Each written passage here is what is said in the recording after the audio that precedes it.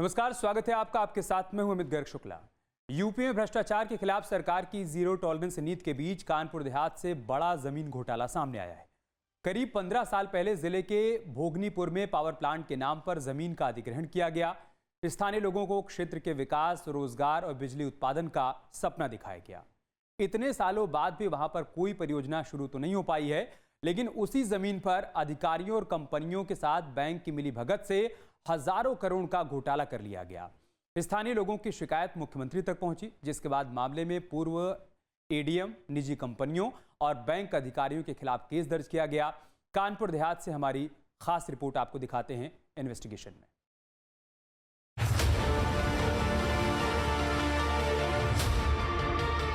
छोटे शहरों और ग्रामीण इलाकों में औद्योगिक विकास और निवेश सरकार की प्राथमिकता है। इसके लिए बड़े पैमाने पर योजना बनाई जाती है। कंपनियों को सस्ते दाम पर जमीन उपलब्ध कराए जाते हैं।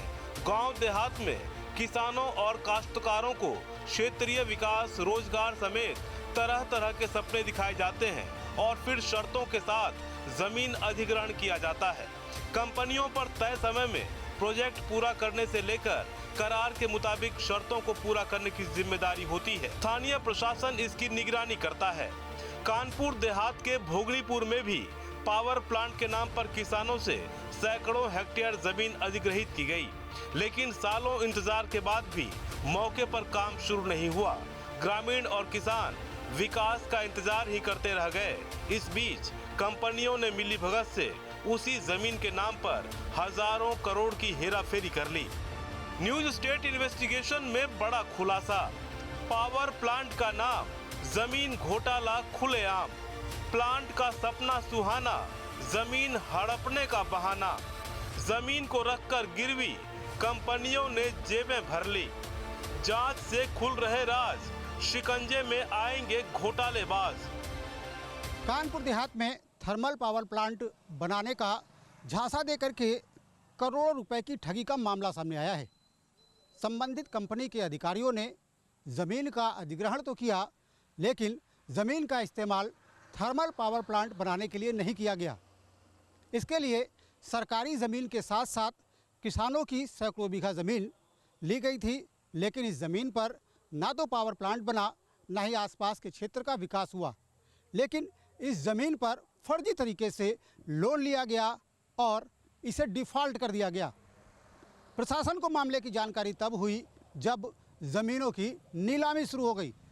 आपको बताते हैं किस तरीके से थर्मल प्लांट लगाने के नाम पर न केवल किसानों को झांसे में लिया गया, बल्कि प्रशासनिक अधिकारियों को भी बेवकूफ़ बनाया गया और सैकड़ों करोड़ रुपए लोन के नाम पर ले लिए गए। अब जब मामला खुला है, तब योगी सरकार इसको लेकर के काफ़ी सख्त नज़र आ रही है। आपको कदम दर कदम बताते हैं कि किस तरीके से इस पूरे फर्जीवाड़े को अंजाम दिया गया। कानपुर देहात का भोगनीपुर, जहां कभी किसानों को विकास, फैक्ट्री, अस्पताल और नौकरियों के सपने दिखाए गए थे, यही वो जमीन है जहां पावर प्लांट तैयार होना था। लेकिन तस्वीरों में देख सकते हैं कि जमीन वीरान पड़ा है। जमीन भले ही वीरान हो, लेकिन इस वीरानी में भी कंपनियों ने प्रशासन और बैंक से मिलीभगत कर इस जमीन को गिरवी रखकर करोड़ों का कर्ज उठा लिया। पावर प्लांट लगाने के बदले जमीन की नीलामी शुरू कर दी गई। ग्रामीणों को जब इसकी भनक लगी तो विरोध शुरू हुआ और जांच हुई तो पता चला कि जमीन की आड़ में करोड़ों का घोटाला कर लिया गया। पूरी खबर दिखाएंगे, पहले जान लेते हैं मामला क्या है। कानपुर देहात के भोगनीपुर में थर्मल पावर प्लांट का प्रस्ताव साल 2011 में कंपनियों को 2332 एकड़ जमीन आवंटित की गई। किसानों से विकास और रोजगार के नाम पर जमीन का अधिग्रहण। हिमावत पावर और लैंडको अनपरा पावर कंपनी को मिली जमीन। 30 साल के पट्टे पर शर्तों के साथ कंपनियों को जमीन आवंटन। 15 साल बाद भी कंपनियां जमीन पर पावर प्लांट नहीं बना सकी। जमीन गिरवी रखकर कंपनियों ने लिया 1500 करोड़ का बैंक लोन। लोन नहीं चुकाने पर जमीन की नीलामी करने पहुंचे बैंक। दाखिल खारिज कराने पहुंचे तो सामने आया हेरा फेरी का सच। जांच में प्रशासनिक और बैंकिंग गड़बड़ियां मिलने पर एफआईआर दर्ज। कानपुर देहात के भोगनीपुर इलाके में दो कंपनियों ने पावर प्रोजेक्ट के नाम पर तकरीबन 5000 बीघा ज़मीन ले ली, जिसमें बड़े पैमाने पर ज़मीन ग्रामीणों की थी। इसके साथ ही यहाँ पर तकरीबन 1100 बीघा ज़मीन ग्राम समाज की थी, जहाँ पर पावर प्रोजेक्ट बनाने के नाम पर ये ज़मीन ली गई। हिमावत और लैंको कंपनी ने ज़मीन ली थी, अधिग्रहण किया यहाँ पर, लेकिन यहाँ पर कोई भी काम नहीं किया गया। बल्कि इन दोनों कंपनियों ने किया क्या कि इस ज़मीन के एवज़ में तमाम बैंकों से करोड़ों रुपए लोन ले लिया। इस बात का खुलासा होने के बाद मामले में कार्रवाई का सिलसिला शुरू हो चुका है। सरकार की योजना थी, अधिकारी भरोसा दिला रहे थे, लिहाजा ग्रामीण तैयार हुए। 7 गांव की जमीन अधिग्रहण की योजना बनी, जिसमें मुख्य रूप से चपरघटा, कृपालपुर, भुंडा, रसूलपुर, भड़तौली समेत कुल 7 गांव की जमीन ली गई। करीब 2332 एकड़ जमीन का अधिग्रहण किया गया। किसानों को भरोसा दिलाया गया कि इलाके में उद्योग आएगा, सड़कें बनेंगी, अस्पताल और स्कूल खुलेंगे और स्थानीय युवाओं को रोजगार मिलेगा।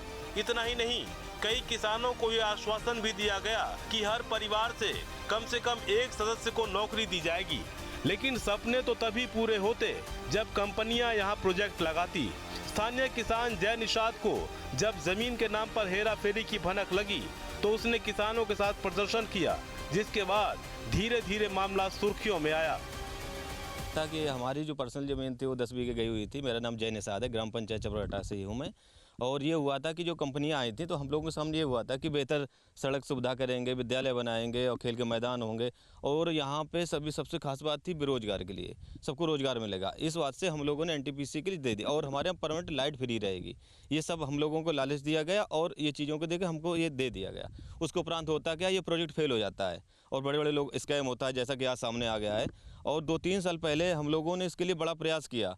ज़मीन स्तर पे तहसील गए, करीब 100 किसानों को ले जा करके, और हमने क्षेत्रीय नेताओं के पास भी गए। और हमारे यहाँ मूसा नगर पास में ही है, माननीय साध्वी निरंजन ज्योति जी के यहाँ पे कार्यक्रम होता है, वहाँ पे केशव प्रसाद जी डिप्टी सीएम आए हुए थे। तब भारी संख्या में किसानों के साथ हम लोगों ने पहुँच उनको भी ज्ञापन दिया। उसके उपरांत उन्होंने जो कार्रवाई की और इस तरह कार्रवाई होती रही, आज ये सबके सामने घोटाला आया हुआ है। स्थानीय किसानों का आरोप है कि उस समय जमीन का सही मूल्य नहीं दिया गया।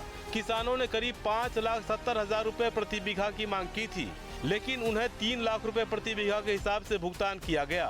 विकास और रोजगार के सपनों की वजह से कई किसानों ने कम मुआवजे पर भी जमीन दे दी। सर्वे हुआ, उसके बाद में फिर अधिग्रहण का वो नियम चालू हुआ। मयूर महेश्वरी उस टाइम जिलाधिकारी थे, वो आए, सबको बताया किसानों को, उन्होंने सुविधाएं भी बताई कि हम लोग शिक्षा, स्वास्थ्य और बिजली फ्री, पानी, स्वच्छ पानी, सारी सुविधाएं आपको देंगे, फैक्ट्रियां लगेंगी, सबको रोज़गार मिलेगा, हर एक व्यक्ति जो इसमें लाभान्वित होगा और जितने किसान हैं उनके बच्चों को नौकरी और सारी सुविधाएं मिलेंगी। लेकिन कुछ दिन बाद और मुआवजा पहले किसानों की मांग थी 5,80,000 के हिसाब से, लेकिन फिर जब सारी सुविधाएं देने का वादा किया तो किसानों ने 3 लाख रुपए में समझौता कर लिया। 3 लाख रुपए के हिसाब से मुआवजा भी दे दिया गया किसानों को। उसके बाद में प्रोजेक्ट का कोई वो नहीं हुआ, शुरू नहीं हुआ। ग्रामीणों और किसानों का आरोप है उन्हें जमीन का सही मुआवजा नहीं मिला। 5,70,000 रुपए प्रति बीघा की मांग थी, करीब 3 लाख रुपए प्रति बीघा के हिसाब से भुगतान हुआ।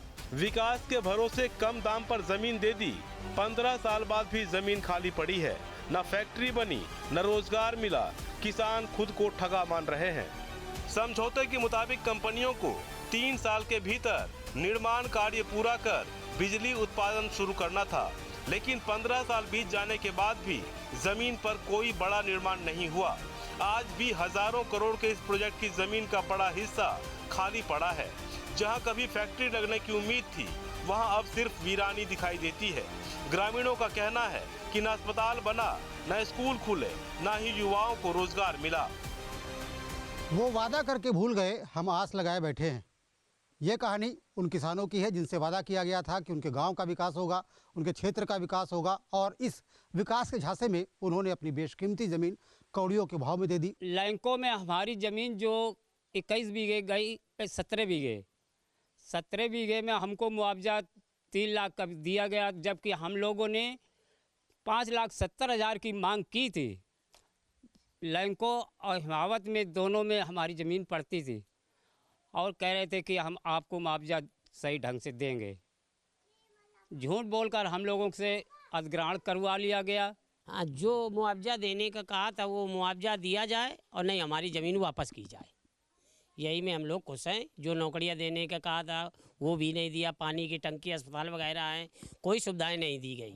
हमको गुमराह किया गया और हमारी ज़मीन एग्रीमेंट करा ली गई, इसलिए हम लोगों को कुछ दिया नहीं गया है, आशा में बैठे हैं। पूर्ण नहीं हुए हैं तो हमको जो तो ज़मीन वापस की जाए और जो तो मुआवजा हमको मिले, जितनी शर्त है हमारी।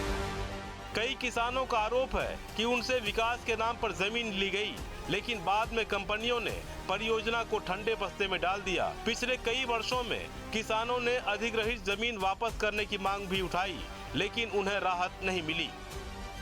लग रहा था शुरुआत में कि वाकई में यहाँ पर क्षेत्र का विकास हो जाएगा, जिस तरीके से वादे किए गए थे, तमाम अधिकारी आ रहे थे, पावर प्लांट के लोग आ रहे थे यहाँ पर।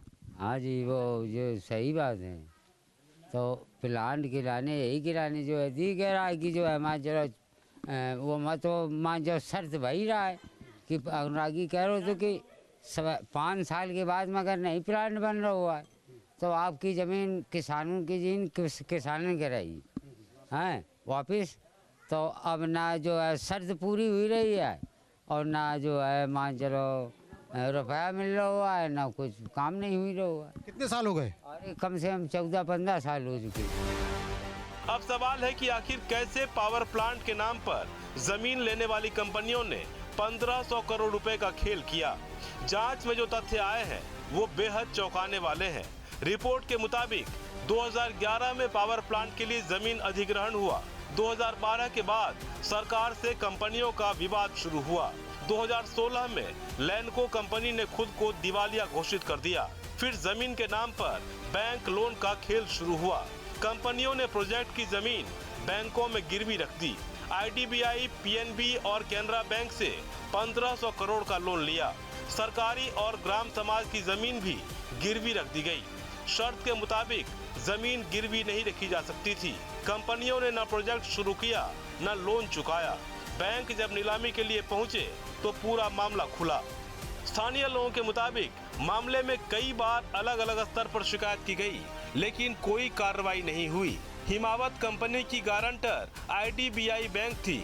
आरोप है कि साल 2024 में हिमावत कंपनी ने किसानों से ली गई 350 हेक्टेयर जमीन महज 49 करोड़ 50 लाख रुपए में बेच दी, जबकि उसकी कीमत 180 करोड़ रुपए से ज्यादा थी। किसानों को पता चला तो विरोध प्रदर्शन का दौर शुरू हुआ। सरकार से और कंपनियों का अपना विवाद चालू हो गया। 2016 में लैंको ने अपने आप को दिवालिया घोषित कर दिया। दिवालिया घोषित करने के उपरांत ही इन लोगों ने सब बैंकों से लोन लिया। हज़ारों करोड़ का लोन चाइना बैंक और Punjab national bank, IDBI bank, Canara bank से लिया। उसका कई बैंकों का तो रिकॉर्ड ही नहीं है अभी प्रशासन के पास जो लिया है इन्होंने। उसके बाद में ये अपना दिवालिया घोषित करके चले गए। किसान यहाँ विरोध करते रहे, मांग करते रहे कि इसी तरह कोई प्रोजेक्ट लगे, सरकार से भी मांग करते रहे, लेकिन कुछ नहीं हुआ। पिछले 2024 में, जनवरी 2024 में हिमावत की जो गारंटर थी IDBI बैंक में, उसकी 350 हेक्टेयर जो किसानों से अधिग्रहित की गई थी वो ज़मीन नीलाम करके और 49 करोड़ 50 लाख में बेच दी गई, जबकि 180 करोड़ का लोन था। उसमें क्या हुआ, फिर किसानों को पता चला जब उन्होंने दाखिल खारिज के लिए प्रार्थना पत्र डाला तहसीलदार के यहाँ, किसानों को पता चला, तब सैकड़ों किसान जय निषाद के नेतृत्व में पहुँचे वहाँ पर। उन्होंने विरोध किया, लेकिन प्रशासन ने कुछ बात सुनी नहीं। नियम के मुताबिक ऐसी जमीन को बिना सरकारी अनुमति किसी बैंक में गिरवी नहीं रखा जा सकता। आरोप है कि कंपनियों ने बैंकों से भारी कर्ज तो लिया, लेकिन न परियोजना शुरू की और न ही लोन चुकाया। जब बैंक बकाया वसूली के लिए जमीन की नीलामी की तैयारी में पहुंचे, तब प्रशासन के स्तर पर मामले की गंभीरता सामने आई। यहाँ जो स्थानीय ग्रामीण हैं उन्हें इस ज़मीन को देने के बाद बड़ा नुकसान उठाना पड़ा। दरअसल ग्रामीणों ने भी ये ज़मीन सस्ते में दी थी, क्योंकि उनसे वादा किया गया था कि उन्हें यहाँ पर तमाम बुनियादी सुविधाएं दी जाएंगी, क्षेत्र का विकास होगा, अस्पताल बनेगा, विद्यालय बनेगा, इसके अलावा तमाम जो स्थानीय लोग हैं उन्हें यहाँ पर नौकरियाँ दी जाएंगी। लेकिन ऐसा कुछ हुआ नहीं, जिसके चलते ग्रामीणों ने भी इसको लेकर के लंबा संघर्ष किया। कई बार तहसील, DM और तमाम जो अधिकारी हैं, साथ ही साथ जो नेता क्षेत्र में आते थे, उनको लेकर के इस मामले में पैरवी की और इसके बाद इस मामले में FIR दर्ज हुई। जिले की जिम्मेदारी संभालने के बाद जिलाधिकारी कपिल सिंह ने जांच कराई तो कई गंभीर अनियमितताएं सामने आई। जांच में तत्कालीन ADM OK सिंह समेत कुछ प्रशासनिक अधिकारियों की भूमिका संदिग्ध पाई गई। आरोप है कि कंपनियों, बैंक अधिकारियों और प्रशासनिक अफसरों की मिलीभगत से जमीन संबंधी प्रक्रियाओं में नियमों को नजरअंदाज किया गया, जिसके बाद भोगनीपुर तहसीलदार प्रिया सिंह की तहरीर पर मूसानगर थाने में एफआईआर दर्ज कराई गई। मेरे साथ बात करने के लिए जिलाधिकारी कानपुर देहात मौजूद हैं, उनसे बात करते हैं। सर, ये बताइए क्या घोटाला था, ये कैसे पकड़ में आया और किस तरीके से एफआईआर हुई इसमें? ये मैं आपकी जानकारी में ये लेके आना चाहूँगा कि हमारे यहाँ एक तहसील भोगनीपुर है, वहाँ पे लगभग 7 गांव हैं जिनके अंदर 2 कंपनीज थीं, जिनको 2011 के अंदर तत्कालीन जो भी सरकार और शासन रहा होगा, उन्होंने एक MOU के माध्यम से और एग्रीमेंट के माध्यम से ये ज़मीनें भूमि अधिग्रहण और रिजम्पशन दोनों के माध्यम से ये उपलब्ध कराई कि इसके अंदर 3 साल के अंदर एक हाइड्रो पावर प्रोजेक्ट यहाँ बनाया जाए 1320 मेगावाट का, और ये 30 साल के पट्टे पे इसको दिया गया। 2011 से लेके अभी तक 2026 तक जितनी मेरी जानकारी है वो ये है कि यहाँ पर कोई भी हाइड्रो पावर प्रोजेक्ट के संबंध में कोई बहुत महत्वपूर्ण कार्य नहीं किया गया। ज़मीन एज इट इज़ पड़ी रही, और बीच में बैंक्स ने नीलामी के इसमें कुछ नोटिस निकाले। जब मैंने यहाँ जिलाधिकारी के रूप में ज्वाइन किया, अखबारों के माध्यम से मेरी जानकारी में आया, तब तहकीकात करी तो पता चला कि इस तरह का कोई एक मामला है। फाइलों का अध्ययन किया, पत्रावली का अध्ययन किया, उसके अंदर कई सारी चीज़ें निकली, तो ये पता चला कि ये ऊर्जा विभाग और ये दोनों जो कंपनीज थी लैम्को और हिमावत, इन दोनों के बीच में एक एग्रीमेंट हुआ है। उस एग्रीमेंट में जो सिग्नेटरीज़ हैं और जो उसमें शर्तें लिखी गई हैं, उस शर्त में एक जगह पे बड़ा स्पष्ट रूप से लिखा हुआ है कि सेल, मॉर्टगेज और जो लीज़ है इस ज़मीन की, वो नहीं की जा सकती इन कंपनियों के द्वारा। लेकिन वो लोग ये चीज़ कर सकते हैं अगर previous sanction of the state government है। तो मेरा ये हुआ कि भाई चला पता करिए जाए कि क्या स्टेट गवर्नमेंट से वाकई में इसमें सैंक्शन ली गई है या नहीं ली गई है। तो उसके लिए संबंधित विभागों को मेरे द्वारा यहाँ से पत्राचार किए गए, और काफ़ी सारे पत्राचार करने के बाद और उसमें रिपोर्ट्स भेजने के बाद ये स्पष्ट हुआ कि राजस्व विभाग के द्वारा भी और फिर ऊर्जा विभाग के द्वारा भी ये पत्र लिख के भेजा गया कि भाई इसमें कोई भी प्रीवियस सैंक्शन स्टेट गवर्नमेंट की नहीं ली गई है। अब जांच के घेरे में तत्कालीन ADM, Himavat power company, Lanco Anpara power company, IDBI bank के अधिकारी, पंजाब नेशनल बैंक के अधिकारी, कैनरा बैंक के अधिकारी, भूमि आवंटन प्रक्रिया से जुड़े प्रशासनिक अधिकारी और राजस्व विभाग के जिम्मेदार कर्मचारी भी जांच के दायरे में हैं। बैंकों को भी जब यहाँ पे नोटिस निकले, जैसे मैंने आपको बताया अखबारों में, तो मैंने बैंकों को भी ये पत्र लिख के भेजा कि भाई आप ये जो नीलामी की कार्रवाई या इसकी सेल कर रहे हैं, किस आधार पे कर रहे हैं। तो उनके द्वारा जो अपने जवाब दिए गए वो संतोषजनक जवाब नहीं थे। मेरे द्वारा उनसे पुनः लिख के भेजा गया कि भाई ये जो यूपी गवर्नमेंट के ऊर्जा विभाग और इन कंपनी के बीच में जो एग्रीमेंट है, वो इस एग्रीमेंट ये है, इस एग्रीमेंट की जो पैरा 7 है वो क्लियर कट कहता है कि आप sell, mortgage without previous state government से नहीं कर सकते। तो क्या आपके पास स्टेट गवर्नमेंट का कोई प्रीवियस सैंक्शन है, कोई ऐसा पत्र है कि जो कंपनी ने आपको दिया हो या आपको किसी विभाग ने उपलब्ध कराया गया हो? तो उनके द्वारा जो पत्र में दिया गया उससे स्पष्ट हुआ कि भाई इसमें राज्य सरकार से पूर्व में कोई भी अनुमति नहीं ली गई है। तो ये स्पष्ट रूप से जो है एग्रीमेंट का स्पष्ट रूप से उल्लंघन है, और ये एक षड्यंत्र या गठजोड़ कह लीजिए इसको, जिसके माध्यम से इस ज़मीन को बंधक बना के इन कंपनियों के द्वारा बैंकों से पैसा लिया गया। पैसा संभवतः ये कंपनियां नहीं दे पाई, तो उसमें फिर इन लोगों ने नीलामी के लिए लगाया। एफआईआर में Himavat power, Lanco Anpara power, IDBI bank, PNB और कैनरा बैंक के अधिकारियों समेत कई लोगों को नामजद किया गया है। मुख्यमंत्री योगी आदित्यनाथ को मामले की जानकारी दिए जाने के बाद जांच और कार्रवाई और तेज हो गई है।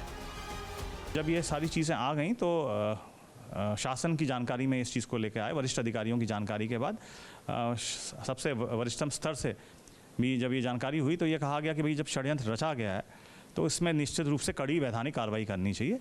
और माननीय मुख्यमंत्री जी के संज्ञान में भी ये प्रकरण आया। उन्होंने भी कहा कि जब इतनी लंबी ज़मीन है, इतना बड़ी ज़मीन है, तो इसका सदुपयोग किसी अच्छे कार्य के लिए होना चाहिए, और जो भी गड़बड़ी करने वाले बैंक्स हैं या कंपनीज़ हैं या कोई अधिकारी कर्मचारी इन्वॉल्व हैं तो उनके विरुद्ध जो है नियमानुसार आवश्यक कार्रवाई जो है विभाग को करनी चाहिए या अधिकारियों को करनी चाहिए। तो उस क्रम में जो रिपोर्ट्स मेरे पास आई और जो हमारे लीगल ऑफिसर्स होते हैं उनकी विधिक राय के बाद इसके अंदर वैधानिक कार्रवाई तहसीलदार भोगनीपुर के द्वारा की गई है। संबंधित थाने के अंदर जो है एक मुकदमा पंजीकृत किया गया है, उसके अंदर अक्यूज लोग डाले गए हैं। विवेचना उसकी सक्षम जो विवेचक होंगे उनके द्वारा की जा रही है। अब पुलिस जमीन आवंटन, बैंक रिकॉर्ड, लोन प्रक्रिया और अधिकारियों की भूमिका की जांच कर रही है। उम्मीद है जांच के बाद और भी लोगों के नाम सामने आए। इस बीच न्यूज स्टेट इन्वेस्टिगेशन से भी कई गंभीर सवाल उठ रहे हैं। सवाल है कि किसानों से ली गई जमीन पर पावर प्लांट क्यों नहीं बना? जमीन मिलने के बावजूद परियोजना क्यों ठप हुई? सरकारी जमीन गिरवी रखने की किसने अनुमति दी? बिना प्रोजेक्ट शुरू हुए बैंक ने इतना बड़ा लोन कैसे दिया? क्या जमीन अधिग्रहण सिर्फ लोन हासिल करने के लिए था? और क्या बिना प्रशासनिक मिलीभगत के इतना बड़ा खेल संभव था? सवाल गंभीर है। उम्मीद है जांच से इनके जवाब भी सामने आएंगे। सीधी बात यह है कि ये जो ज़मीन जिस कार्य के प्रयोजन के लिए एक्वायर की गई है वो कार्य नहीं हुआ और इसके लिए बाकायदा जो मुआवजा उस समय था वो उन काश्तकारों को दे दिया गया। ग्राम समाज की ज़मीन या बाकी ज़मीन जो थी वो रिजम्पशन के माध्यम से ली गई है। तो ये सारी ज़मीन जो है उसका सदुपयोग किसी शासकीय कार्य के लिए होना चाहिए, यही एक भावना मैंने महसूस करी। और किसी अच्छे प्रोजेक्ट के लिए इस्तेमाल है, या तो ऊर्जा के प्रोडक्शन के लिए किया जाए, ऊर्जा विभाग के माध्यम से किया जाए, या किसी अन्य प्रयोजन के लिए किया जाए जिससे जनपद कानपुर देहात का विकास हो, यहाँ पे रोजगार आए और यहाँ और औद्योगिक विकास में प्रगति आए। ये सक्षम स्तर के जो अधिकारी हैं और वरिष्ठ जो हमारे लोग हैं वो उनको निर्णय लेना है। इस बीच पूरे मामले में सबसे बड़ा सवाल उन किसानों का है जिन्होंने विकास और रोजगार के सपनों के भरोसे अपनी पुश्तैनी जमीन छोड़ दी, लेकिन 15 साल बाद भी न उद्योग लगा, न बिजली उत्पादन शुरू हुआ और न ही इलाके का विकास हुआ। फिलहाल जांच एजेंसियां दस्तावेज खंगाल रही हैं, बैंक रिकॉर्ड की पड़ताल हो रही है और कई अधिकारियों की भूमिका जांच के घेरे में है। लेकिन सबसे बड़ा इंतजार उन किसानों को है जो आज भी अपनी जमीन, अपने अधिकार और अपने सपनों के जवाब तलाश रहे हैं। दोनों पावर कंपनियों ने इस ज़मीन को यहाँ पर पावर प्लांट लगाने का वादा करके अधिग्रहित किया था। यहाँ पर सालों बीत जाने के बाद भी एक भी ईंट नहीं रखी गई, बल्कि इस ज़मीन को मॉर्गेज करके लोन ले लिया गया। करोड़ों रुपए लोन के रूप में लिए गए, लेकिन इसकी किस्तें अदा नहीं की गई, जिसके बाद बैंक ने अपने धन की रिकवरी के लिए ज़मीनों को नीलाम करने की प्रक्रिया शुरू कर दी, जिसके बाद मामला स्थानीय स्तर पर प्रशासन को पता चला और बाद में शासन तक इसकी गूंज हुई।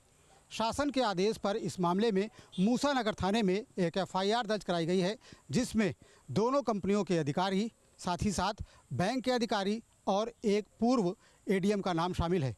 मामले की जांच लगातार जारी है। देखना ये होगा जांच के बाद और कौन लोग कार्रवाई की जद में आते हैं। वीडियो दीपक राणा के साथ श्याम तिवारी, न्यूज स्टेट कानपुर।